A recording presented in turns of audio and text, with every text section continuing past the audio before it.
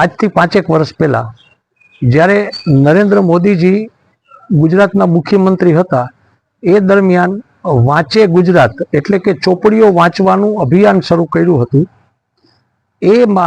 એ કામગીરીમાં જોડાયેલા કેટલાક મિત્રોએ એ વાંચન થોડું ધીમું પડ્યું એની ચિંતાને લઈને ફરી પાછું જૂનાગઢમાં લોકોને વાંચતા કરવા એક અભિયાન શરૂ કરવા અમારી એક મિટિંગ RS કાલરિયા સ્કૂલમાં થઈ. આ મિટિંગમાં અમે લોકોએ એવો નિર્ણય લીધો કે જૂનાગઢને વાંચતું કરવા માટે આપણે જૂનાગઢના લોકો પાસેથી પુસ્તકો એકઠા કરવાના છે. અમે 7 લોકોએ જૂનાગઢને વાંચતું કરવાની પ્રતિજ્ઞા લીધી. પછી તરત જ અમે પૂજ્ય મુક્તાનંદ બાપુની મુલાકાત લઈ અને એમના આશીર્વાદ લીધા.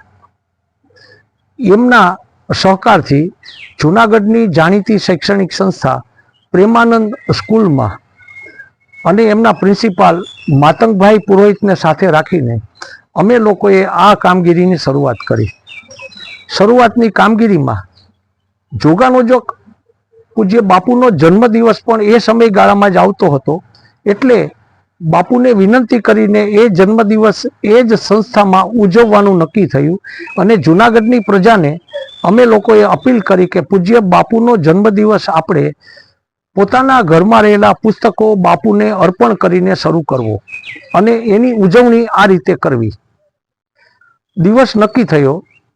એ દિવસે રવિવાર હતો અને રવિવારના દિવસે અમે લોકોએ બાપુની પુસ્તક તુલા કરી અને લગભગ જૂનાગઢમાંથી 750 લોકોએ એ કાર્યક્રમમાં ઉપસ્થિત રહી લગભગ 4000થી વધુ પુસ્તકો બાપુની પુસ્તક તુલામાં અર્પણ કર્યા.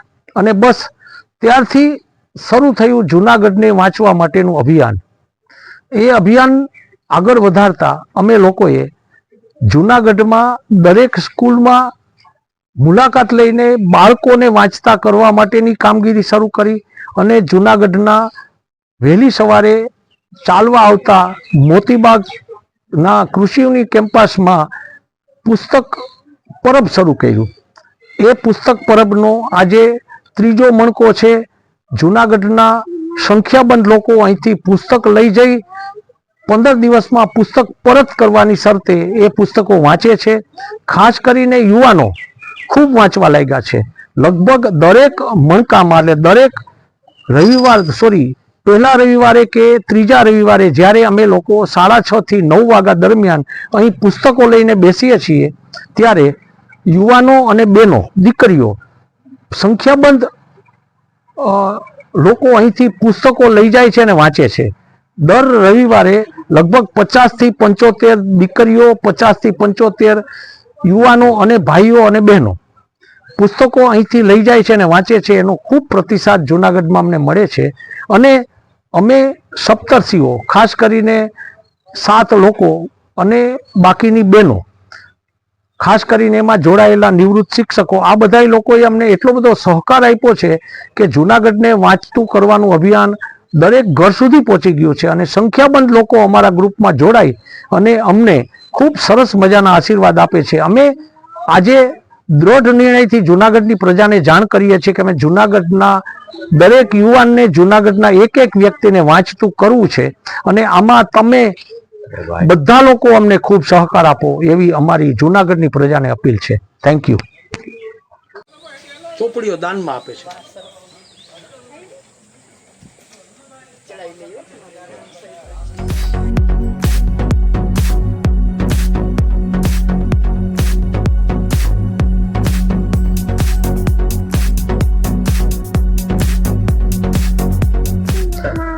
અમે આ પુસ્તક પરબ શરૂ કર્યું છે, વાંચન વલોણું શરૂ કર્યું છે.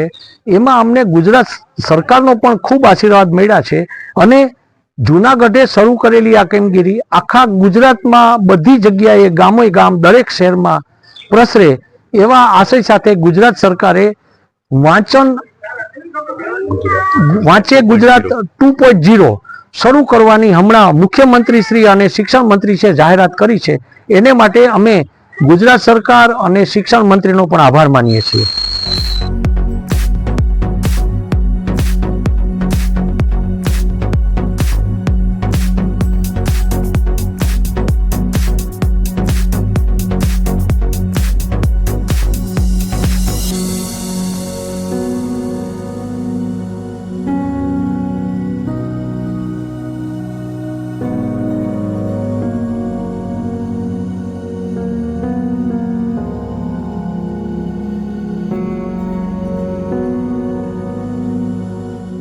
આજે મારી પુત્ર પૌત્રીનો જન્મદિવસ હોય આભીરાનો.